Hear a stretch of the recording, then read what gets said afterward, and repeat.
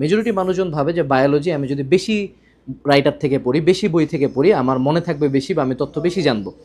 But এই জিনিসটা এইভাবে কাজ করে না। কাজ করে যেটা, সেটা হলো যে তুমি যত কম পড়বা, অর্থাৎ দ্য মেথড ইজ এক্সক্লুশন। আমি তোমাকে অলওয়েজ সাজেস্ট করি একটা বই চুজ করো, আজমল বা হাসান বা ফার্স্ট পেপার একটা, সেকেন্ড পেপার একটা বই আগে 100% ওকে করো, then you move on to other books.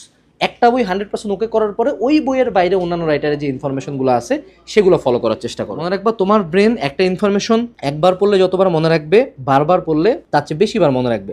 অর্থাৎ একটা চ্যাপ্টার একবার পড়ার চেয়ে 7 দিনে 7বার পড়া বেটার। প্রথমবার কম মনে থাকবে, দ্বিতীয়বার একটু বেশি মনে থাকবে, তৃতীয়বার একটু বেশি মনে থাকবে। এভাবে গ্র্যাজুয়ালি তোমার মনে রাখার পরিমাণটা বাড়বে।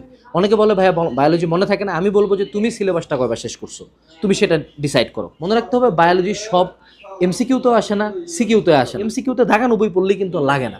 সো তুমি যেটা সিম্পলি করবা, যেমন ধরো উদ্ভিদ সাহিত্যতে একটা ছক আছে যে বিভিন্ন রকমের নিউট্রিয়েন্টসের ছক, এটা অনেকে পড়ে, এটা মেজরিটি অফ দ্য টাইম লাগে না, কখনো কোশ্চেন আসে না। জাস্ট মেইন নিউট্রিয়েন্টসগুলোর নাম জানলেই হয়।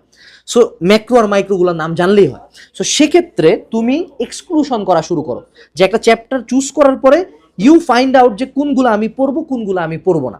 দেন you move on to that, যে ওকে এটা পড়ছি, যেগুলো পড়বো না। এবং এই কনফিডেন্সটাও খুব জরুরি যে আমি যেটা বাদ দিচ্ছি সেটা নিয়ে আমি কনফিডেন্ট কিনা, নাইলে মনের মধ্যে খুচখুচ করবে যে হ্যাঁ আমি তো এটা পড়ি নাই, কিনা কি হবে।